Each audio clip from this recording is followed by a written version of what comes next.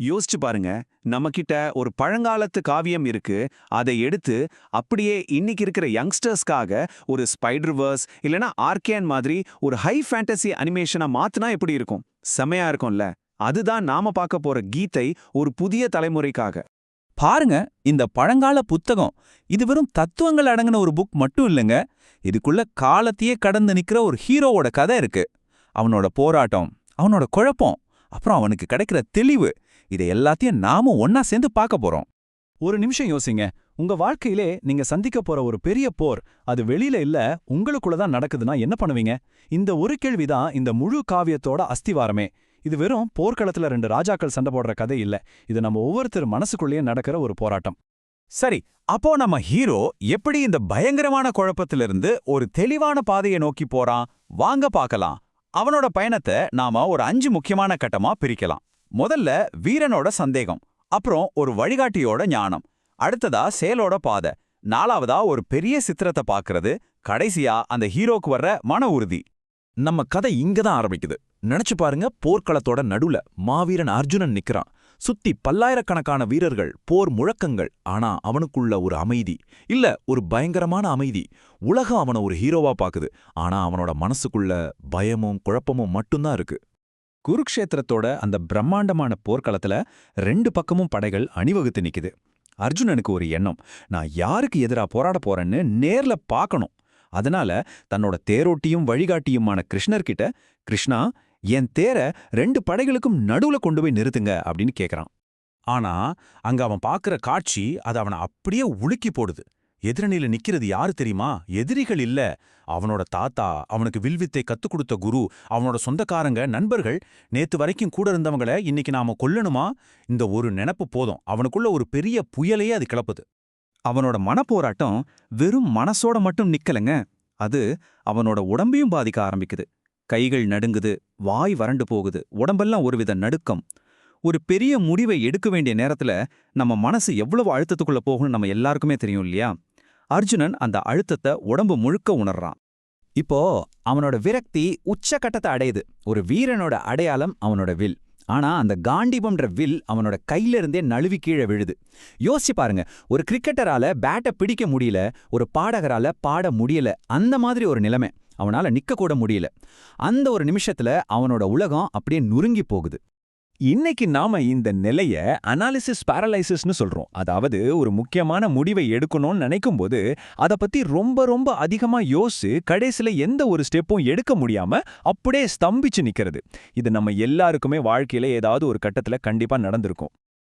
அர்ஜுனன் இப்படி மொத்தமா உடைஞ்சு போய் நிக்கிற அந்த நேரத்துல தான் அவனோட வழிகாட்டியான கிருஷ்ணர் உள்ள வர்றாரு. ஆனா அவர் இப்படி தாக்கு அப்படி தாக்குன்னு ஒரு போர் திட்டத்தோட வரல. அதுக்கு பதிலா வாழ்க்கையே நாம பாக்குற கண்ணோட்டத்தை மாத்த போற ஒரு பெரிய ஞானத்தை கொடுக்க வராரு. கிருஷ்ணர் சொல்ற முதல் விஷயமே ரொம்ப ஆழமானது. அதுதான் ஆத்மா. அவர் என்ன சொல்றாருன்னா, நம்ம உடம்பு, நம்ம உணர்ச்சிகள், நம்மளோட சோஷியல் ஸ்டேட்டஸ், இது எல்லாத்தையும் தாண்டி நமக்குள்ள அழிவே இல்லாத நிரந்தரமான ஒன்னு இருக்கு. அதுதான் நீங்க.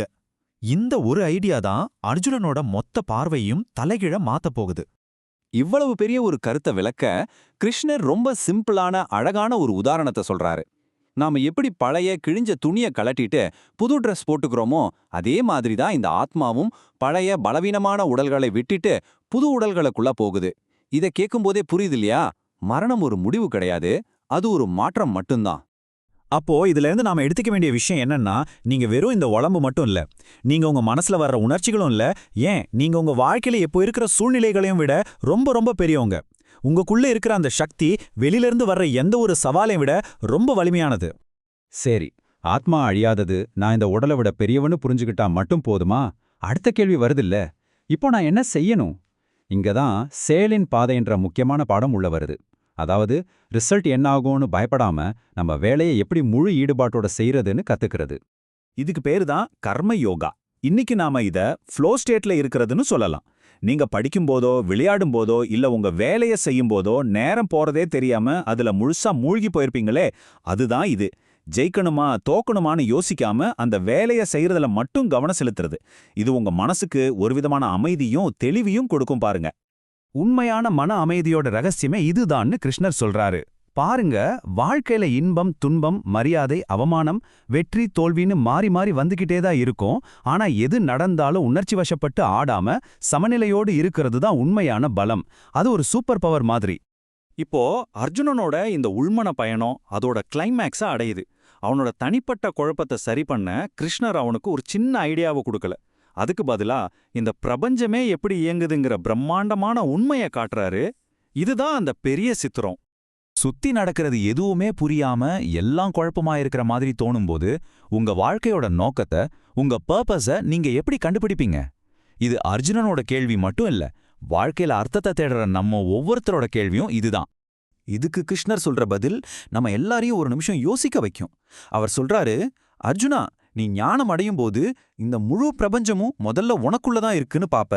அப்புறம்தான் அது ஒரு பெரிய பிரபஞ்ச சக்தியோட ஒரு சின்ன துளின்னு உணர்வ. சிம்பிளா சொல்லணும்னா, நம்மளோட தனிப்பட்ட கஷ்டங்கள் எல்லாமே ஒரு பெரிய சிஸ்டத்தோட ஒரு பகுதி தான். நாம தனியா இல்ல, நாம எல்லாரும் ஒரு விதத்துல கனெக்டட். சரி, இந்த புதிய புரிதல், நாம எல்லாரும் ஒண்ணுங்கிற அந்த பிரபஞ்ச பார்வை நம்ம ஹீரோவை இப்ப எப்படி மாத்தப் போகுது? சந்தேகத்துல வில்ல கீழே போட்ட அதே அர்ஜுனன் எப்படி பயமில்லாத ஒரு வீரனா எழப்போறான்னு வாங்க பார்க்கலாம். இந்த மாற்றத்தை நீங்களே பாருங்க. ஒரு பக்கம் குழப்பத்துல விரக்தியில உடைஞ்சு போய் உட்கார்ந்திருந்த ஒரு வீரன், இன்னொரு பக்கம் அதே வீரன் இப்போ தெளிவோட உறுதியோட தன் விதியை சந்திக்க தயாரா நிக்கிற ஒரு ஹீரோ. ஞானம் ஒரு மனுஷனை எவ்வளவு சக்தி வாய்ந்தவனா மாத்துங்கிறதுக்கு இதை விட ஒரு நல்ல உதாரணம் இருக்க முடியாது. ஞானம்ங்கிற ஒரு பெரிய ஆயுதத்தை ஏந்திக்கிட்டு அர்ஜுனன் மறுபடியும் தான் வில்ல கையில் எடுக்கிறான். இந்த பயணத்தோட முக்கியமான பாடம் இதுதாங்க. உண்மையான புரிதல் நமக்கு வரும்போது பயம் தானா போயிடும். குறிக்கோளோட நம்பிக்கையோட செயல்படுறதுக்கான தைரியம் தானாவே வரும். அப்போ அர்ஜுனனோட இந்த பயணம் நம்ம எல்லாருக்கும் ஒரு கேள்வியை விட்டுட்டு போகுது. ஒருவேளை உங்க வாழ்க்கையிலயும் அந்த பெரிய சித்திரத்தை உங்களால பார்க்க முடிஞ்சா, பயத்தினால நீங்க தள்ளி போட்டுக்கிட்டே இருக்கிற எந்த முக்கியமான அடியை எடுத்து வைக்க உங்களுக்கு தைரியம் வரும்?